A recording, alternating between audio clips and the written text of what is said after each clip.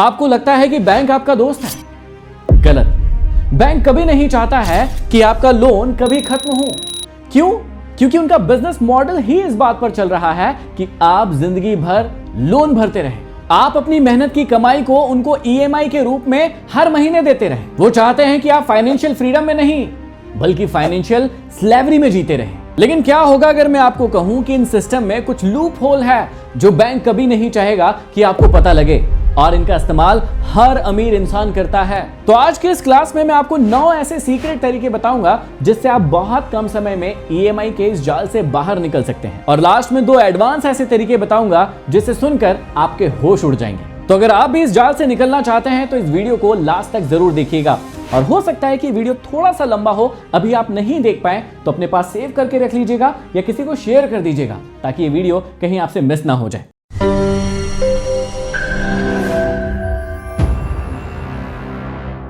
तो चलिए सीधे चलते हैं हम उन तरीकों की ओर जो आपको अपनाना है। देखिए, सबसे पहले हम लोग इस क्लास की शुरुआत कर रहे हैं सबसे इंपॉर्टेंट चीज से, और वो है एक एग्जाम्पल।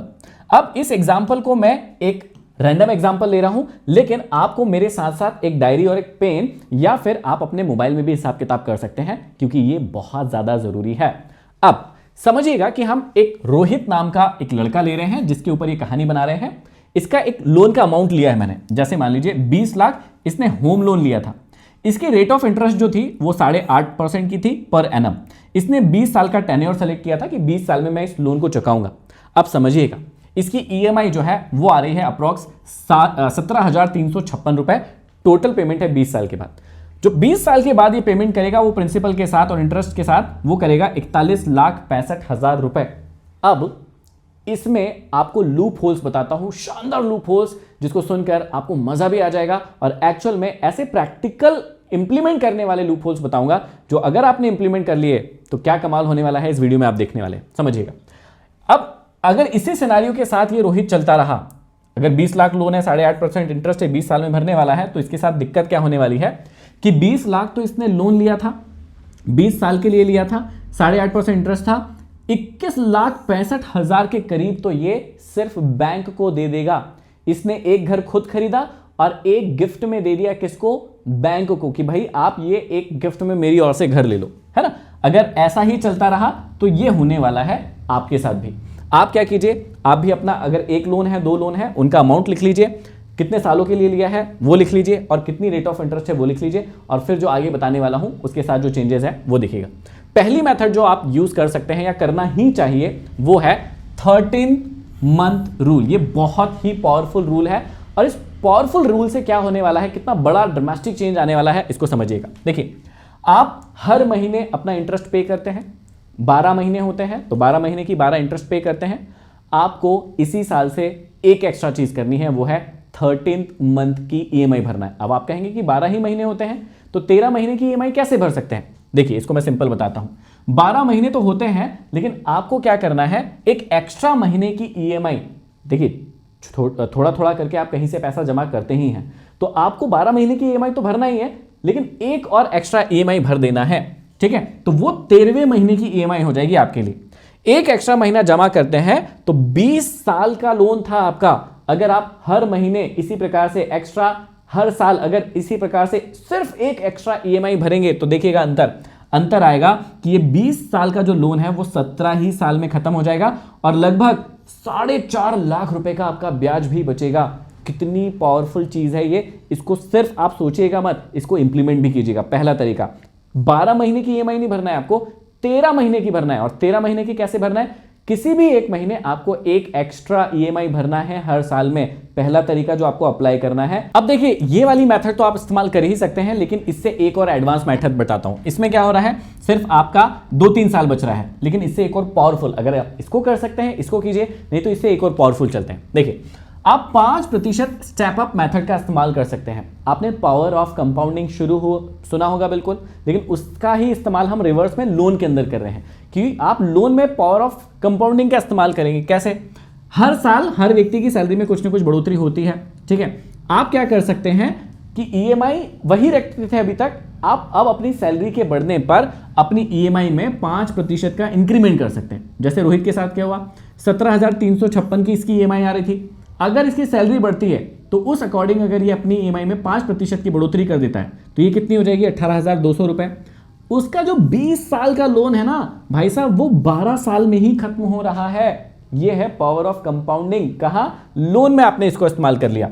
8 साल की आजादी मिल गई और लगभग 9 से 10 लाख रुपए आपका ब्याज का बच जाएगा। कितनी बड़ी बात हो गई यहां पर, कितनी बड़ी बात हो गई कि पहले तो आपका 8 साल पहले ही लोन खत्म हो रहा है, दूसरा आपका 10 लाख रुपए के करीब बच गया। तो ये पावर ऑफ कंपाउंडिंग है, लेकिन ये आपके हक में है, आपने इसका इस्तेमाल किया है। दूसरी मेथड आप इसको इस्तेमाल कर सकते हैं। इन मेथड्स को लिख भी लीजिएगा, नोट जरूर कर लीजिएगा, क्योंकि इससे आगे और पावरफुल मेथड्स आने वाली है। तीसरा देखिए, ईएमआई राउंड अप टेक्निक। अब देखिए होता क्या है, जनरली हम क्या करते हैं, जितनी ईएमआई बनी है हम उसी को ही बनवा लेते हैं और उसी को ही भरते रहते हैं और हमेशा उसी अकॉर्डिंग चलते हैं। आपको ऐसा नहीं करना है। आपको क्या करना है, अगर रोहित की ईएमआई बनी है 17,356 रुपए, उसको क्या करना है, इसको राउंड ऑफ करवा लेना है। जैसे 17,356 है, उसको क्या करना है, इसको कहना है कि भैया मेरी आप तो 20,000 की बना दो। कितना एक्स्ट्रा गया? लगभग 2600 रुपए के करीब एक्स्ट्रा गया। लेकिन इसका जो रिजल्ट निकलेगा बाद में, वो देखिए कितना कमाल का है। क्या रिजल्ट? ये है कि 10 लाख रुपए आप इंटरेस्ट सेव कर सकते हैं और 5 से 6 साल पहले आपकी ईएमआई कंप्लीट हो जाएगी। अब है ना ये बहुत ही कमाल की टेक्निक। अब अगर आप इतना बड़ा डिफरेंस क्रिएट नहीं कर सकते, आपको लगता है नहीं भाई ये 2600 रुपए तो बहुत ज्यादा हो जाएगा, मैं नहीं कर पाऊंगा, आप कुछ मत कीजिए। जैसे ये 17,356 था, आप इसको अगर सिंपली 18,000 भी कर लेंगे राउंड अप में, तो भी आपके यहां पर बहुत बड़ा गैप आ जाएगा धीरे धीरे करके। तो आप ये भी कर सकते हैं, एक बड़ा डिफरेंस यहां पर राउंड अप कर सकते हैं, उसको क्रिएट कीजिए। इसमें तो बहुत बड़ा ड्रामेस्टिक अंतर आने वाला है, फ्यूचर में आपको पता भी नहीं चलेगा। लेकिन अगर आपको लगता है यार इतना बड़ा नहीं कर पाऊंगा, 26 रुपए का नहीं कर सकता, कोई दिक्कत नहीं है, ये 600-700 रुपए 800 रुपए का कर लीजिए। ये भी आपको लॉन्ग टर्म में बहुत बेनिफिट देगा, बहुत मदद करेगा आपकी इसमें। लेकिन अभी तो ये सिर्फ शुरुआत है। अगली वाली टेक्निक देखिए ये कितनी कमाल की है, इसके बारे में तो कई लोगों को पता भी नहीं है। देखिए, एक होता है टेन्योर और एक होता है ईएमआई रिडक्शन।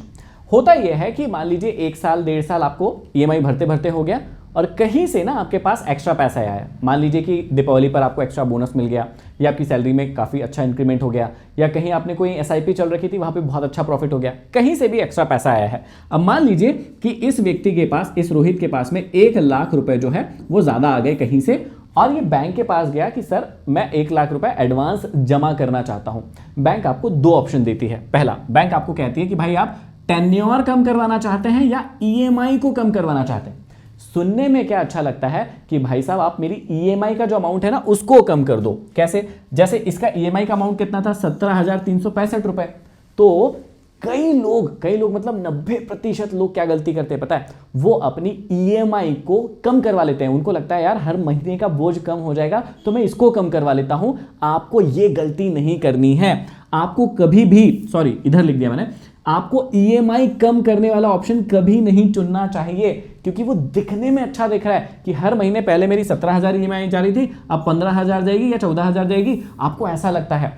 ईएमआई रिड्यूस करवाने में समय उतना ही रहता है। मान लीजिए आपने 20 साल के लिए लोन लिया तो आपने ईएमआई तो कम करवा ली, लेकिन साल कितने रहेंगे, 20 साल ही रहेंगे। 20 साल तक आपको लोन भरते रहना पड़ेगा, तो आप ब्याज काफी ज्यादा दे देंगे। आपको ये बात समझ में नहीं आ रही है। तो जब भी आप एक्स्ट्रा पैसा लेके बैंक जाते हैं और वो आपके सामने 2 ऑप्शन रखेंगे कि भाई मैं क्या कर दूं, ईएमआई कम कर दूं कि टेन्योर कम करवा दूं, तो बैंक वाले क्या चाहेंगे, अपने प्रॉफिट के लिए वो चाहेंगे कि भाई आप ईएमआई कम करवा ले। लेकिन आपको हमेशा क्या कम करवाना है, टेन्योर कम करवाना है। भाई ईएमआई आप उतनी ही रहने दो, मेरा टेन्योर कम कर दो। मान लीजिए कि 20 साल का टेन्योर है, वो 18 साल हो रहा है, 17 साल हो रहा है, उसको करवा लीजिए। क्यों? क्योंकि आप कम यहां पर ब्याज भरेंगे और आप जल्दी भी लोन को क्लोज कर देंगे। तो ये बहुत ही सीक्रेट टिप है, इसको जरूर आप याद रखिएगा कि जब भी आपके पास एक्स्ट्रा पैसा आता है, जमा करवाने के लिए जाना है तो आप ईएमआई रिडक्शन नहीं करवाएंगे, आप टेन्योर को कम करवा लेंगे,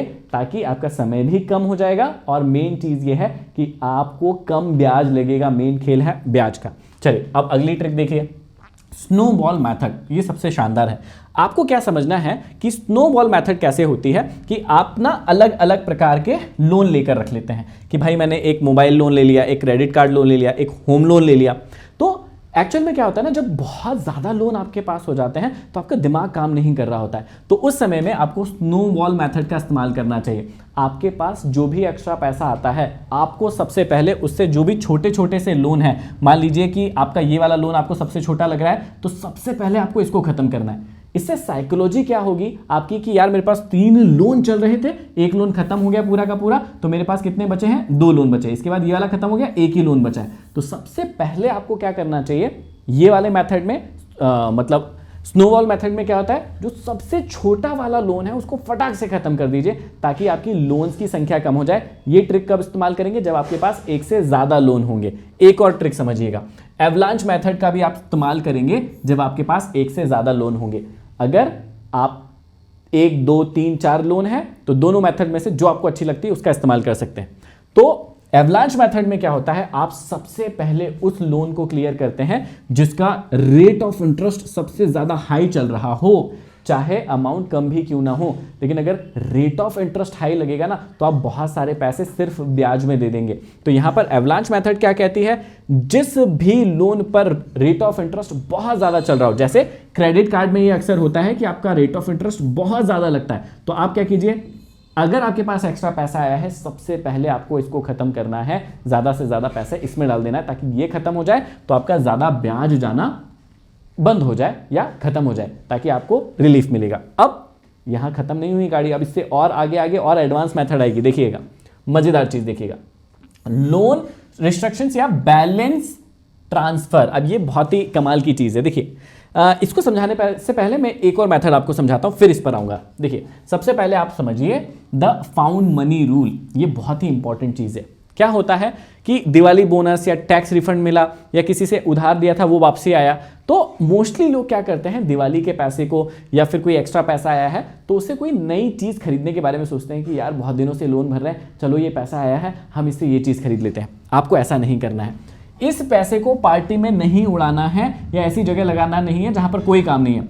आप जितनी जल्दी हो सके इसको अपने लोन अकाउंट में डालिए, और लोन अकाउंट में भी डाल के क्या करना है, आपको टेन्योर को कम करवाना है, ईएमआई रिड्यूस नहीं करवाना है। बहुत इंपॉर्टेंट पॉइंट है, इसको अपनी डायरी में नोट डाउन कर लीजिएगा, क्योंकि अगर आप इसको भूले तो आपका एक बहुत बड़ा नुकसान होने वाला है। तो अगर आपको कोई एक्स्ट्रा पैसा मिलता है तो आपको सबसे पहले उसे अपने लोन अकाउंट में डालना है। देखो, सबसे मेन चीज आपको क्या करना है, लाइफस्टाइल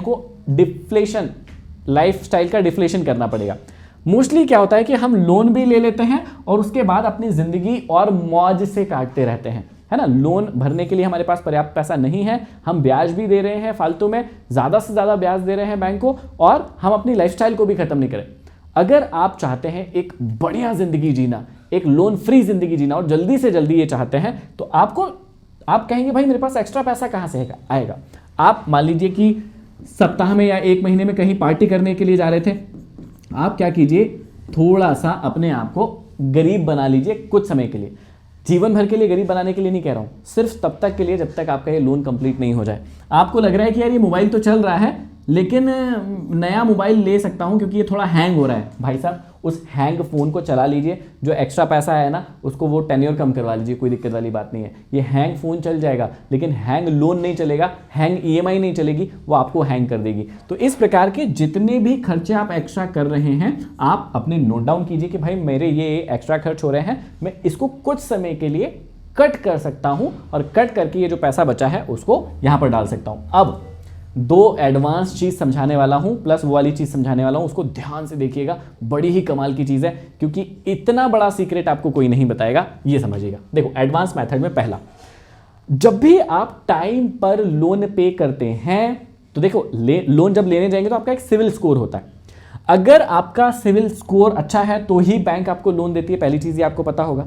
लेकिन जब आपने लोन लिया था और अब मान लीजिए 1 साल हो गया, तो आपका सिविल स्कोर मान लीजिए 700 या 750 था और आपने लोन ले लिया, ठीक है। और जब 1 साल हो गया तो आपका सिविल स्कोर, क्योंकि आपने टाइम पर लोन पे किया है, तो आपका सिविल स्कोर ग्रो करेगा, सिविल स्कोर बढ़ेगा। सबसे बड़ा सीक्रेट आपको दे रहा हूं, इस बात को याद रखिएगा। आपको क्या करना है, आपको अपनी बैंक में जाना है और वहां पर अपना सिविल स्कोर चेक कराना है।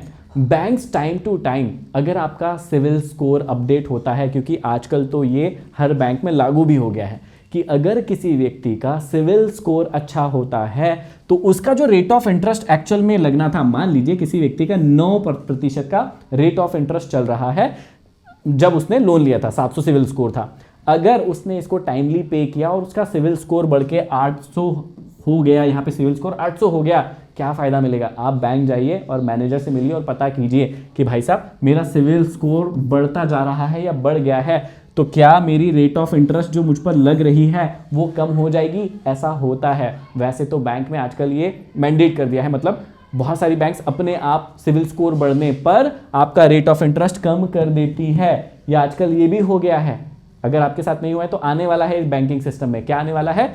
अगर आपका सिविल स्कोर गिरता है तो आपकी रेट ऑफ इंटरेस्ट जो है वो बढ़ जाएगी अपने आप, ये भी होने वाला है। इस बात को भी समझिएगा, ये जादू है। अगर आप एक अच्छे व्यक्ति हैं, टाइम पर लोन पे करते हैं, तो उसका आपको यहाँ पर बहुत बड़ा फायदा मिलेगा।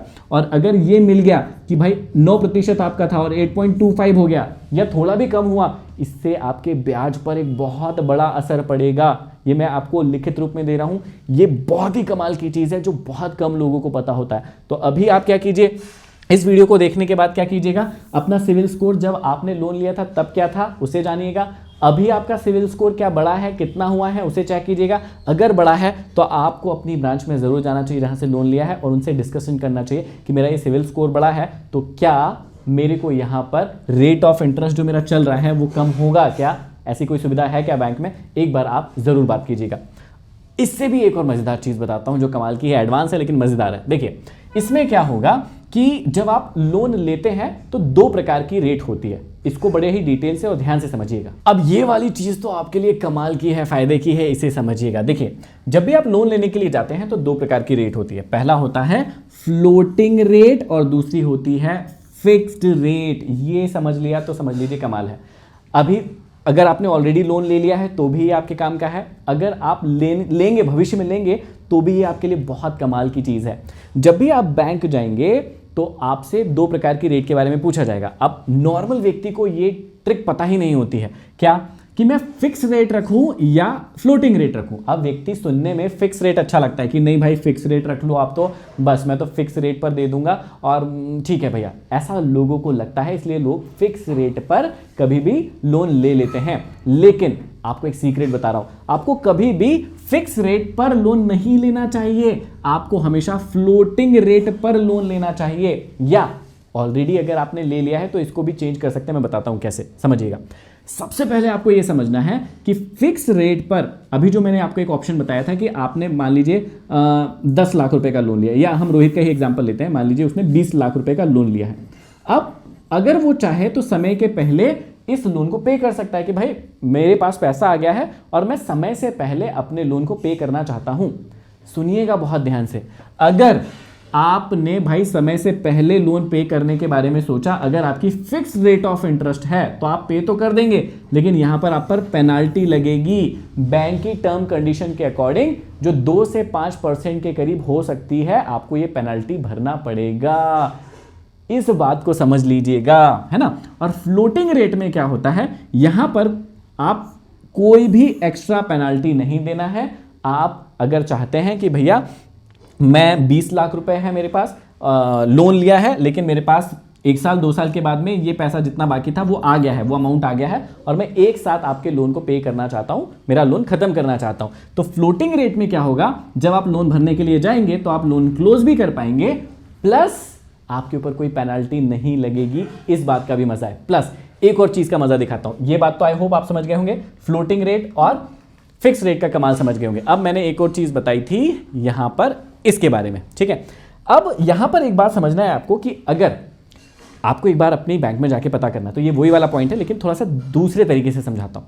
अगर आपका लोन है फिक्स्ड रेट में, ठीक है, और आप अपनी बैंक में जाएंगे तो कभी कभी क्या होता है, नॉर्म्स में चेंजेस होते हैं, बैंकिंग नॉर्म्स में आरबीआई भी चेंज करती है। अगर किसी बैंक में ये सुविधा उपलब्ध है या कोई ऐसा नॉर्म या नियम आया है, आपको बैंक में जाके पता करना चाहिए क्या, कि अगर आप फिक्स रेट में हैं और वहां पर आपको फ्लोटिंग करने का वहां पर आपके पास ऑप्शन आता है, तो आप क्या कर सकते हैं, यहां पर फिक्स की जगह फ्लोटिंग में कन्वर्ट हो सकते हैं। पहली चीज अपनी बैंक से ये बात पता कीजिएगा कि मेरा कौन सा रेट ऑफ इंटरेस्ट किस प्रकार से चल रहा है, फिक्स वाला रेट ऑफ इंटरेस्ट चल रहा है कि फ्लोटिंग। अगर फ्लोटिंग चल रहा है बढ़िया है, कोई दिक्कत नहीं है। अगर फिक्स चल रहा है आप पता कर सकते हैं जाके कि क्या ये फ्लोटिंग हो सकता है। अगर फ्लोटिंग हो सकता है तो फ्लोटिंग करवाइएगा। इसका एक और बहुत ही मजेदार पहलू बताता हूं क्या है। देखिए कई बार क्या होता है, आरबीआई अपनी कई सारी रेट ऑफ इंटरेस्ट को ऊपर नीचे करती है, उससे ये रेट ऑफ इंटरेस्ट भी ऊपर नीचे होते हैं।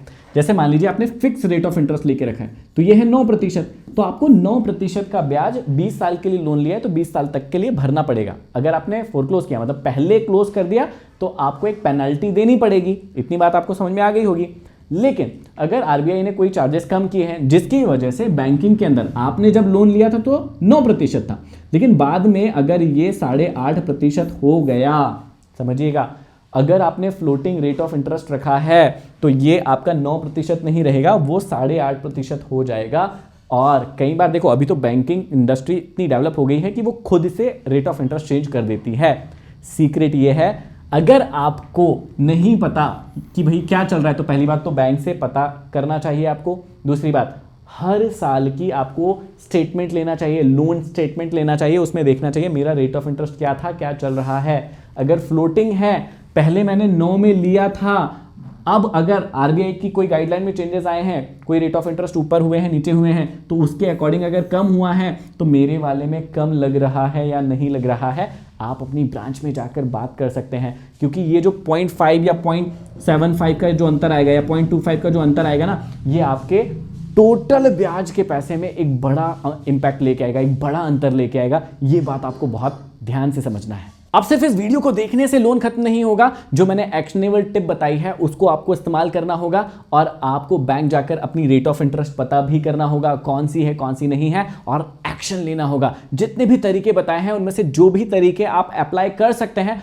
उन्हें अप्लाई करना पड़ेगा, तब जाकर आपका लोन खत्म होगा। और अगर आप लोन को खत्म करना चाहते तो कमेंट बॉक्स में लिखें आई एम डेट फ्री, या मैं लोन से मुक्त हो चुका हूं या होना चाहता हूं। कमेंट बॉक्स में कमेंट करके बताइए। और इस वीडियो को अपने तक सीमित मत रखिए, हर उस व्यक्ति तक फैला दीजिए, शेयर कर दीजिए जो बेचारा लोन से परेशान है और जिसको इन ट्रिक्स के बारे में नहीं पता है, ताकि वो जिस स्ट्रेस, एंजाइटी, डिप्रेशन से गुजर रहा होगा उसको मदद मिलेगी इस वीडियो को देखने के बाद। और अगर आप चाहते हैं कि मैं इन्हीं सीरीज को कंटिन्यू रखूं, इन्वेस्टमेंट्स के ऊपर वीडियो बनाऊं या पैसिव इनकम के ऊपर वीडियो बनाऊं, तो कमेंट बॉक्स में कमेंट करके जरूर बता दीजिएगा, ताकि इस सीरीज को हम कंटिन्यू रखेंगे। अगर चैनल पर नए हैं, सब्सक्राइब नहीं किया है, कर लीजिए, ताकि ऐसे ही पावरफुल वीडियोस आपसे मिस नहीं हो जाए। और स्क्रीन पर आपको दिख रहे होंगे 2 QR कोड, एक है हमारे व्हाट्सएप चैनल का और एक है हमारे टेलीग्राम चैनल का। इनको जरूर फॉलो कर लीजिए, क्योंकि तत्वम अब आने वाला है और आपकी जिंदगी में धमाल मचाने वाला है, आपकी पूरी जिंदगी को चेंज कर देने वाला है।